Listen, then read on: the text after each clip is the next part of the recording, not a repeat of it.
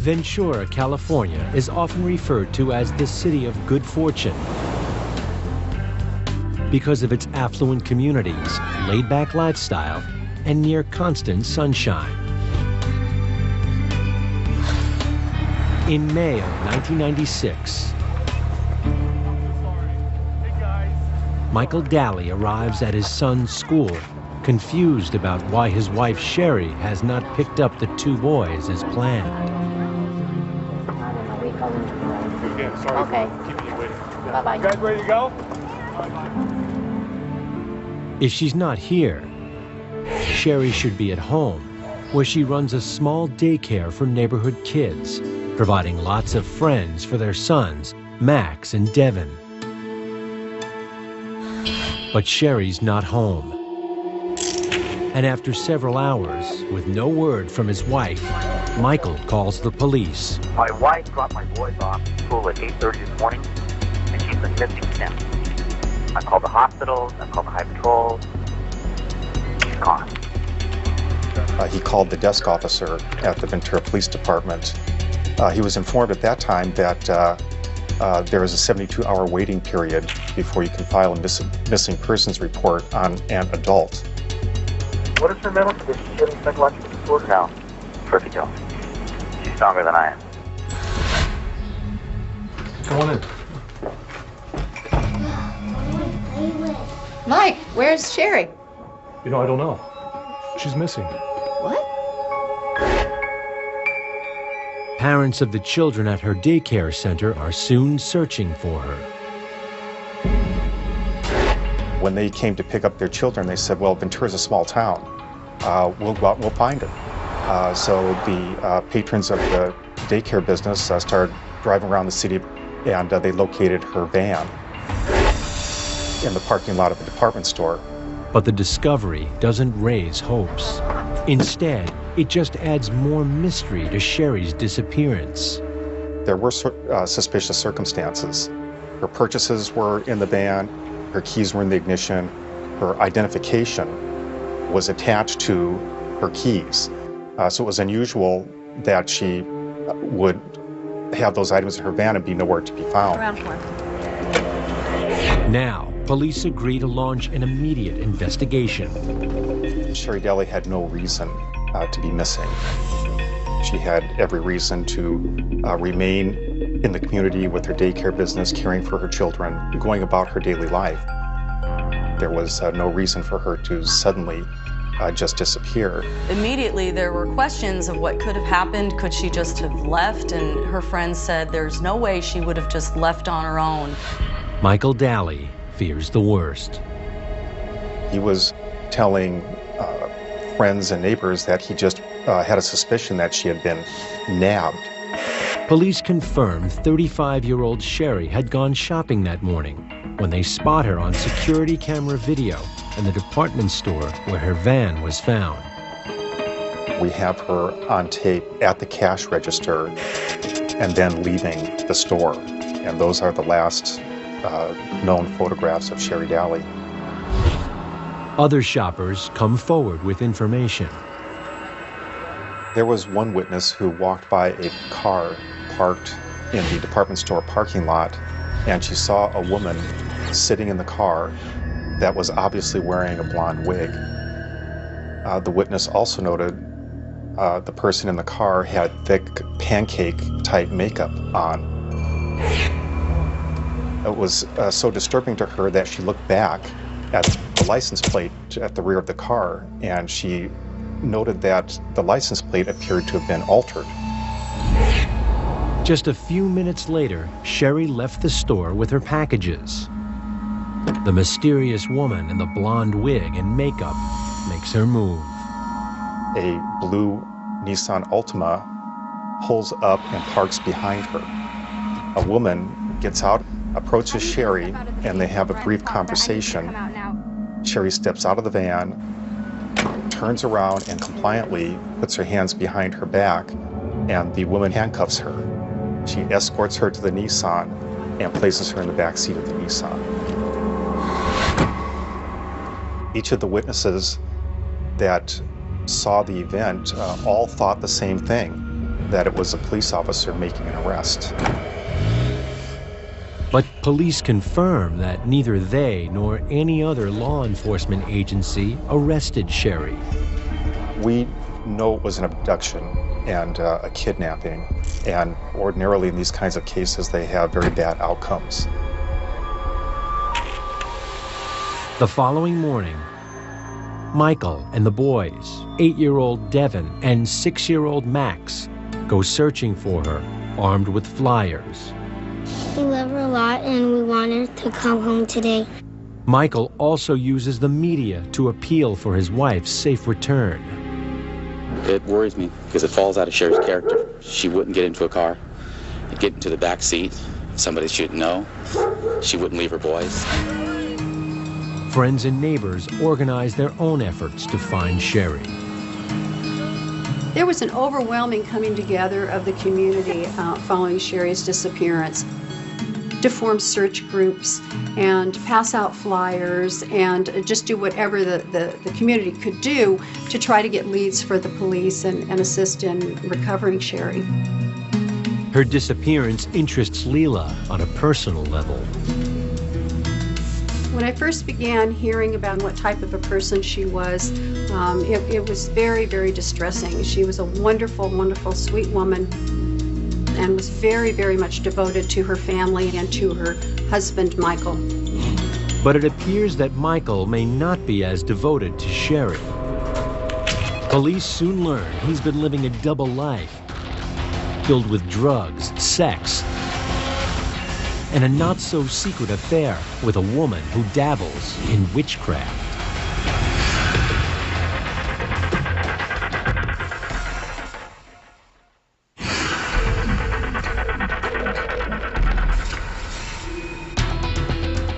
In May of 1996, police in Ventura, California, are searching for Sherri Daly, a devoted wife and mother.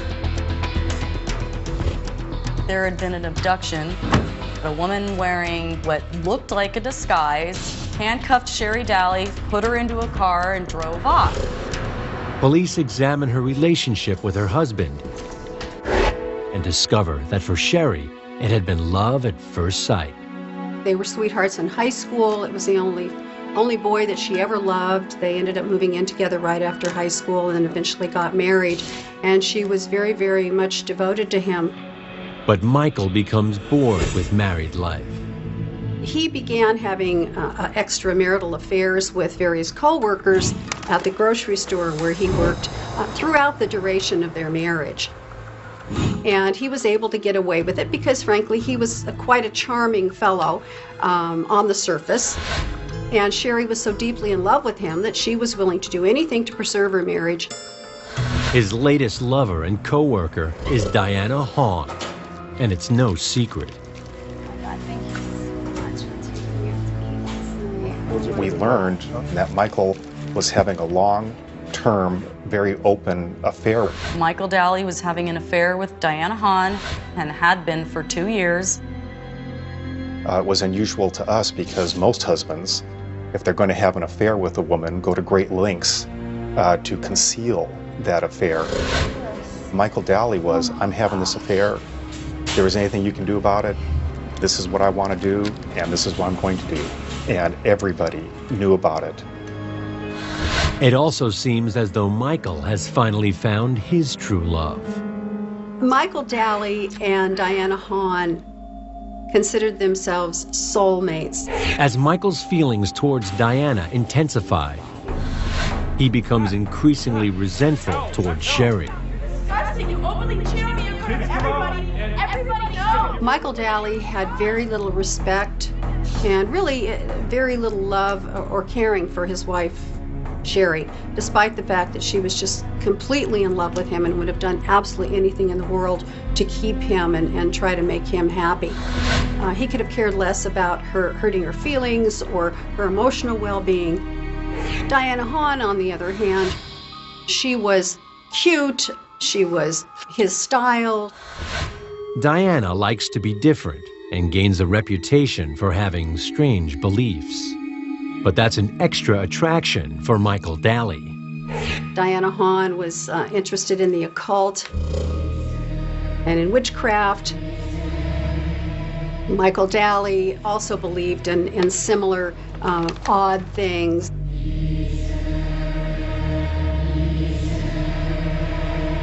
It's gonna be you and me forever, Michael.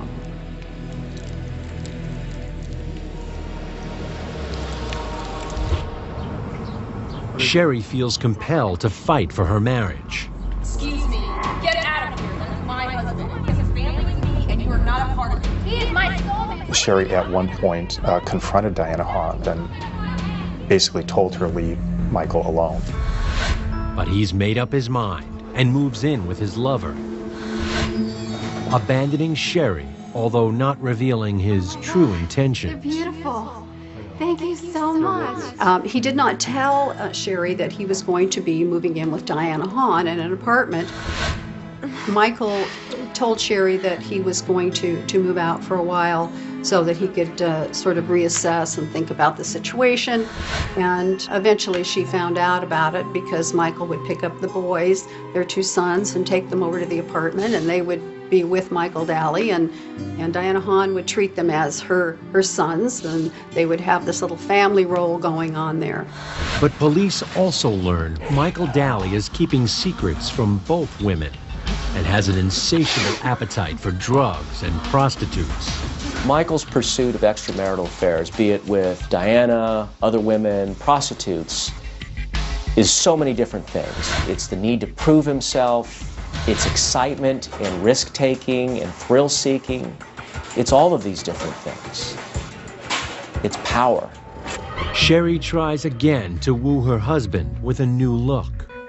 She said she had to do something drastic to get him back, and she lost all of the weight. She was going to compete with Diana Hahn. She was going to get her husband back, and she worked very hard at doing that. After several months, Sherri believes that she's won the battle. Michael moves back in. What she doesn't know is that his decision is not driven by love, but by a lack of money due to supporting both women. The expense of having a home, having an apartment, that was cutting into his money for drugs and prostitution. And eventually he took Diana Hahn and parked her back in her mother's house. And he went back to Sherri Daly. Outwardly, Michael plays the role of the good husband. But in reality, he's still seeing Diana Hahn, who is reluctant to share him and starts making his home life difficult. Now, once more caught in a love triangle, Michael's animosity towards his wife grows. He would call her fat, he would call her unattractive, just general, nasty remarks about her appearance and how boring she was, and he didn't have any interest in her, and that sort of thing. Just extremely hurtful. No empathy, no caring for her at all. As the investigation continues, detectives also note that his concern for Sherri's safety starts to fade. He never participated in any of the searches. To the contrary, he would be with Diana Hahn and his two sons, and they would be out having lunch. They would be down south looking at new jet skis to buy, and have absolutely no interest in participating at all in the investigation. When investigators arrive to interview Diana Hahn, Michael's out.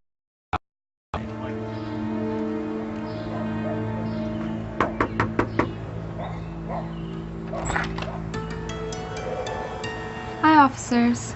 Ms. Hahn, she was wearing lingerie, somewhat revealing. She invited us in. Michael, we know you're here. Come on out. He came out of a back bedroom. Come on down, will you? We're going to need you two to get dressed and come down to the station to answer Detectives invite the couple to visit the local precinct for questioning. They ask Diana where she was when Sherri was kidnapped. She got up in the morning and she went on a bicycle ride, an exercise ride, she called it, from her house in Port Hueneme to Surfer's Knoll in Ventura. Then she sunbathed there and rode her bicycle home. These are long bicycle rides.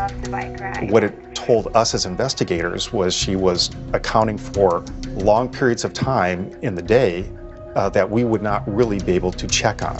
How can we check on somebody that's out on a bicycle ride? Very difficult to follow up on that. Police are still interviewing Diana when they get a call from one of her co-workers. The employee asked the detective who answered the phone, "Have you seen the scratches on Diana's forehead?" When she came into work on Monday, the day of the abduction, she had scratches on her forehead and her face was red like she had been in a fight. We asked her to move her hair,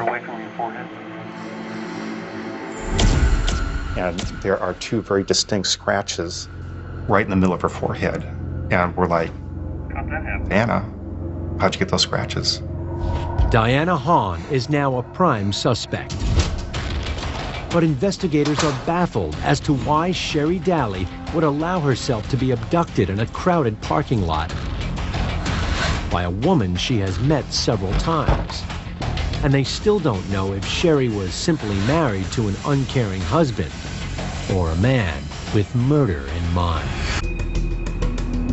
In May of 1996, detectives in Ventura, California are questioning Michael Daly and his mistress over the apparent abduction and possible murder of his 35-year-old wife, Sherri. After a tip-off from a co-worker, detectives see that Diana has been injured. "Diana, how'd you get those scratches?" She goes, well, when I was on my bicycle ride. Guys were whistling at me and it just distracted me, so I fell off the bike. It was very suspicious. While the community has been desperate to help find Sherri, her husband's routine has hardly changed, spending hours with his lover. Michael Daly's attitude following the disappearance of his wife was one of nonchalance, non-caring.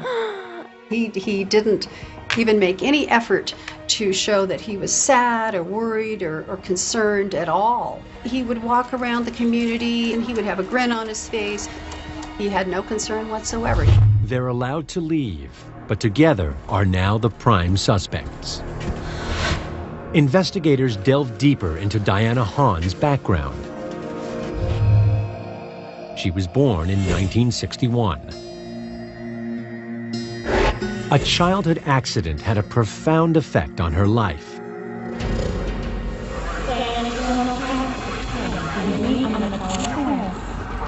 A basketball backboard fell on her head, causing a severe brain injury for which her family received compensation.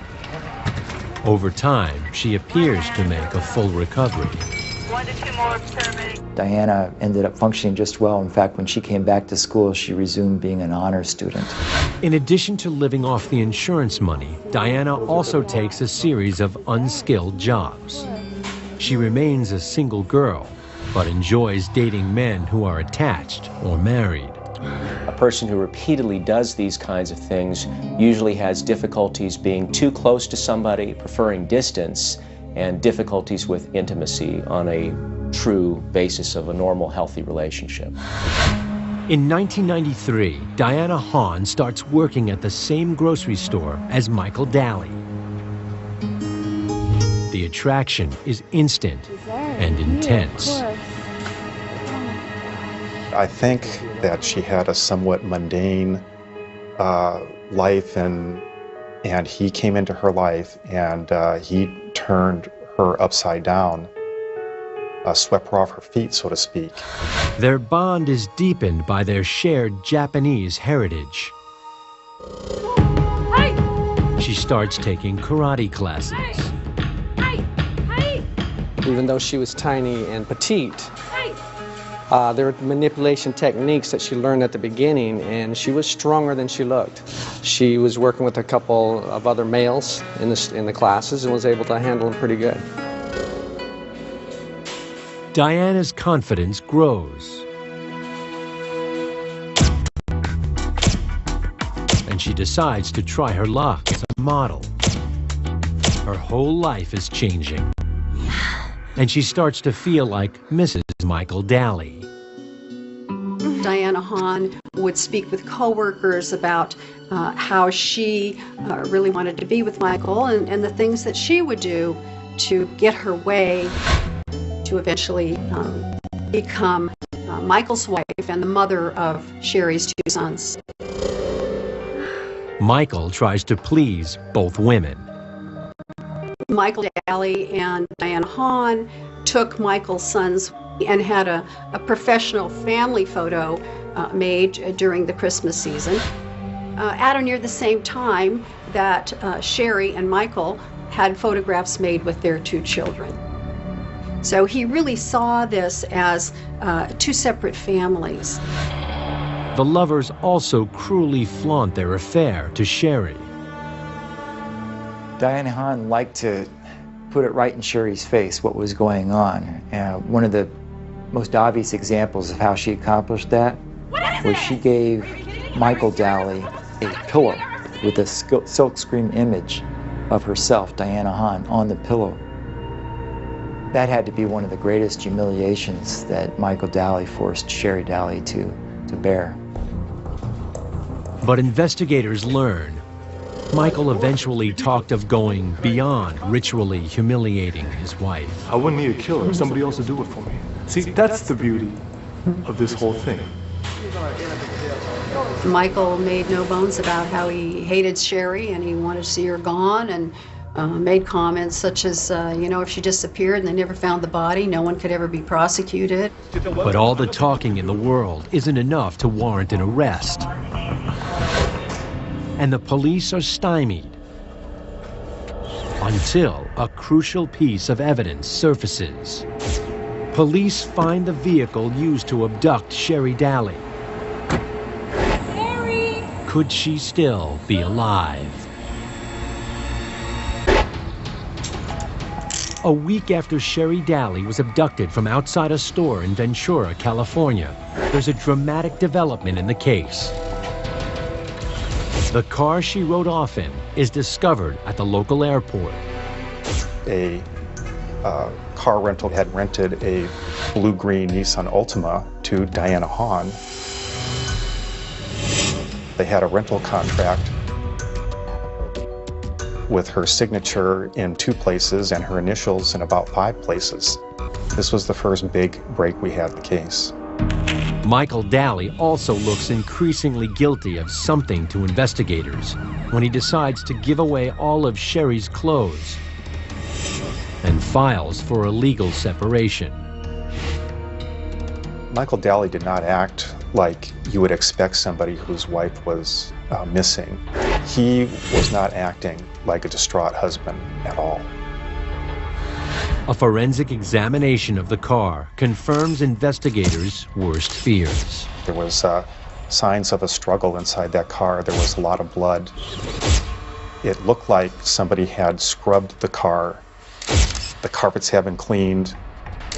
But the killer had missed some spots. You can't have the kind of struggle that happened in that car and get all of the evidence. What the car gave us was the ability to write search warrants and now search the house of Michael Daly and Diana Hahn for further evidence. Both Michael Daly and Diana Hahn are taken in for questioning. I have no idea what happened. How does that work? You can check with them at the store. Michael pumps the police for more information. He was always trying to turn the interview to find out what we knew. He was trying to manipulate the investigation. I'm going to make a choice between you and his family. But Diana isn't so confident. When investigators try to get her to crack by suggesting that Michael is accusing her of being a lone killer, she shows signs of coming clean. Her confidence in Michael was shaken by the interview. She was saying, "Can I just talk to Michael? Can I just talk to Michael?" The couple is left alone together, while detectives discreetly monitor their conversation, hoping one of them will say something incriminating. But the plan backfires.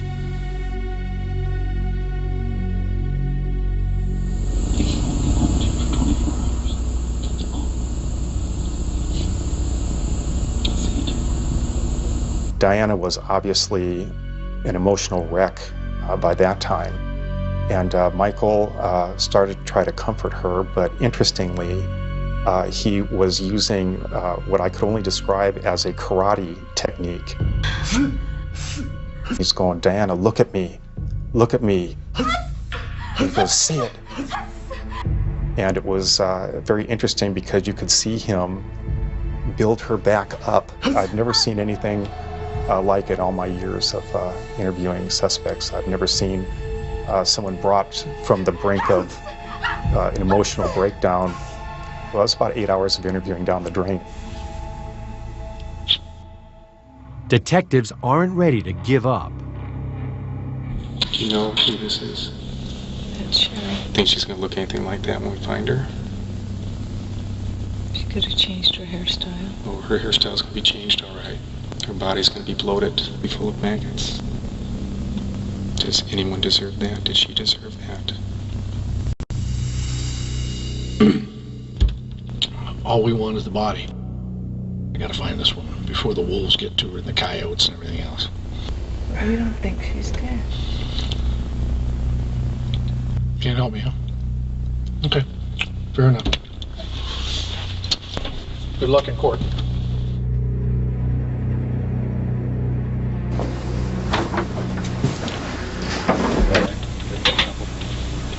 They placed you under arrest. You understand that? For murder and kidnapping?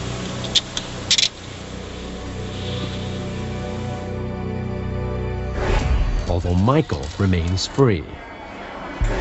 Authorities find more evidence to implicate Diana Hahn, including a check written to a local wig store.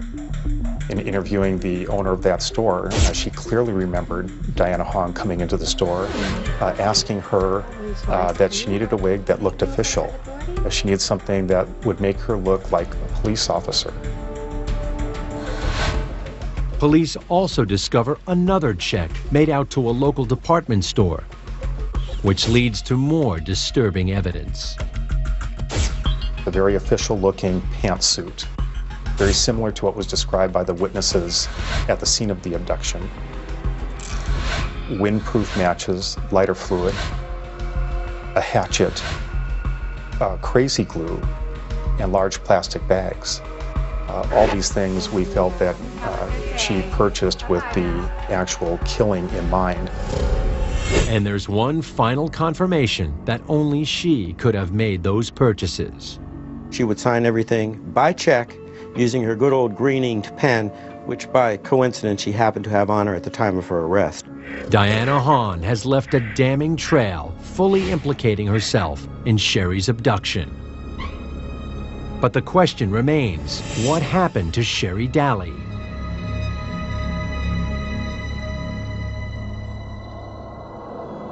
On June 1st, nearly a month after going missing,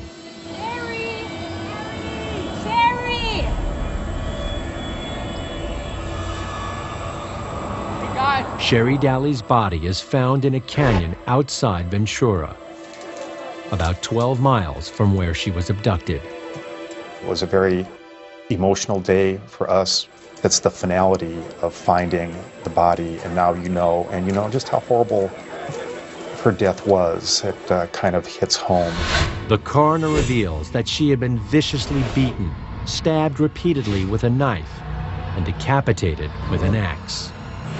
The manner of the homicide, as brutal as it was, speaks to the comfort level that Miss Hahn had in fulfilling an act like this, something that she'd probably fantasized about dozens, if not hundreds of times as she mentally rehearsed it.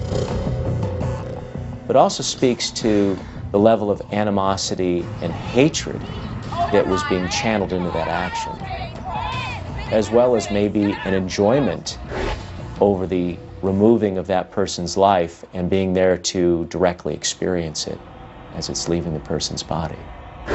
Diana Hahn is formally charged with kidnapping and murdering Sherri Daly. But her lover remains free for now. It was frustrating that Michael had an airtight alibi because we could see his hand in everything that had happened, but it appeared that he was manipulating Diana Hahn to do his dirty work for him. And if things went wrong, that it was going to be Diana Hahn that took the fall for him. But Michael's reckless past is about to catch up with him as a former lover comes forward with secrets to tell. And finally, he too starts to talk. It was my fault because I fell in love with another woman. As for my wife's disappearance, I'm not responsible for that. In the spring of 1996, police have charged Diana Hahn with Sherri Daly's murder. Over 8 hours of questioning, she continues to offer investigators nothing but denials. But there's not enough evidence to arrest her lover. Michael Daly has consistently denied that he had anything to do with his wife's murder, that it was all Diana Hahn. He didn't know that she was going to do it. He didn't know that she had done it after the fact. Then, a former girlfriend comes forward. She reveals they shared some interesting pillow talk. He talked about wanting to kill his wife. He talked about how to get away with murder. He asked if she could kill somebody. He had a history of trying to solicit a former girlfriend to murder Sherri in the same exact way that she eventually was murdered by Diana Hahn. It was the exact fingerprint of what he wanted done to Sherri. The case against Michael grows stronger when a search of his home produces a letter written by Sherri just days before she died. It was a final desperate attempt to try and force him to seek help for his drug habit. She told him that he had to start rehab on Monday or she was filing for divorce. And I believe that that is what caused Michael and Diana to suddenly have to rush to commit the crime. It takes 6 months for investigators to form their case before Michael Daly is finally charged with killing his wife. When Michael Daly was finally arrested, I think people expected that. I think there was some relief that justice would be done. The killers are tried separately. Diana Hahn's trial, the stronger of the two cases, is first. This trial was very newsworthy to the community. Every day for this trial, there was a line of spectators, just court watchers, citizens, retired people, lining up in the hallway to get a seat in the courtroom. Prosecutors highlight the preparation for the crime and how she had failed to cover her tracks. About 3 days before the murder, purchases started to be made by Diana Hahn. She used a check to buy a wig to disguise her. She also bought a badge in the days preceding. She bought a uniform. The day before, the murderers went and rented a car. She bought some poster board, and she used the poster board to alter the license plate on the rental car. She's buying the stuff to do it. She's laying down the plans. She's implementing the plans. She's the one that's carrying out the plans. So why is that? She's willing to do whatever it takes to impress a male partner so that she can get that validation. Plus, she's just very willing, apparently, to do these kinds of things. The kinds of things Diana is willing to do became all too apparent to Sherri Daly on that fateful day. Sherri was abducted. As soon as she walked out of the store, Diana Hahn was waiting for her, as seen by eyewitnesses. They had seen the car that Diana Hahn was in, sitting in the parking lot for at least 30-40 minutes before Diana Hahn approached Sherri Daly's van. Go to the police station right now. Let's go. Sherri put her hands behind her back. She was handcuffed. She was pushed into the back seat of the car, and off the car went. To this day, no one really knows if Sherri recognized Diana, despite her disguise, or why she allowed herself to be handcuffed. But prosecutors have a theory. Why would Sherri submit? Why would Sherri turn around, put her hands behind her back? What would cause this woman to get into this car? Because it was a short conversation and there was no struggling or anything like that. She voluntarily got in the car, and it was because she was probably told, and it's a reasonable interpretation on everything we knew, and she was probably told that your husband has been arrested for drugs. We found drugs in your home. You need to come with us. And that would have been something that Sherri would have complied with. Based on the forensic evidence, prosecutors present a chilling scenario of that final car journey. We believe a struggle ensued during the drive, which is about 15 to 20 minutes up to a remote site in nearby mountains.